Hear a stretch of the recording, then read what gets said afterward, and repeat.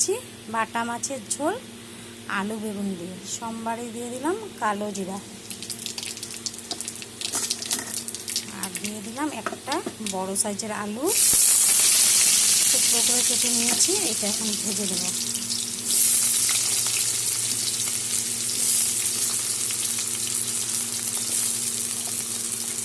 দিয়ে দিলাম অল্প হলুদ আর দেব লবণ। ভেজে নেব আলুগুলো ভাজা হলে একের পর এক মশলাগুলো দিয়ে দেবো। আলু আমার ভাজা হয়ে গেছে। এখন এখানে আধাটা পেঁয়াজ আছে, এটা কুচি করে নিয়েছিলাম, এটা দিয়ে দেবো।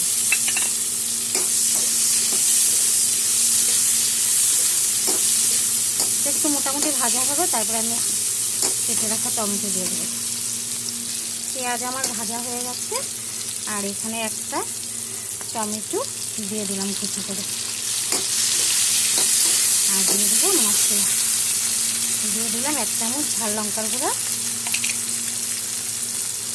দিয়ে দিলাম আধা চামচ হলুদ, আর এখানে আছে আধাটা পেঁয়াজ এখানে দিয়েছি, আর এখানে আছে আধাটা পেঁয়াজ আর 10টা কাঁচা লঙ্কা, আর আধা চামচ জিরার গুঁড়া। সব একসাথে পেস্ট করে নিচ্ছি।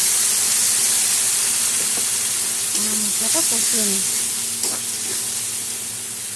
মশলা আমার কষানো হয়ে গেছে, এখন দিয়ে দেবো জল। এটা মিক্সি ধোয়া জলটা দিয়ে দিলাম, আর এখন পরিমাণ মতন জল, আর দিয়ে দেবো লবণ। এখন ঝোলটা ফুটে উঠলে মাছগুলো দিয়ে দেবো। ঝোল আমার ফুটে উঠেছে। ভেজে রাখা বাটা মাছ আর বেগুন আছে এখানে, একসাথে ভেজে নিয়েছিলাম, সব দিয়ে দিলাম। বেগুনটাও আগের থেকে ভেজে নিয়েছিলাম। তো আমার বাটা মাছটা এখন ফুটে উঠলে গ্যাসটা অফ করে দিলে হয়ে যাবে। তো আমি ভিডিওটা এখানে শেষ করে দিলাম। আমার বাটা মাছের রেসিপি হয়ে গেছে। তোমরা এরকম করে বানাবে, খেতে খুব ভালো হয়। পারলে একটু ধনিয়া পাতা থাকলে ধনিয়া পাতা দিয়ে দিবে। আমার কাছে ধনিয়া পাতা নাই, আজকে দিতে পারলাম না। লাইক, কমেন্ট, শেয়ার করবে, সাবস্ক্রাইব করে পাশে থাকবে। Thank you.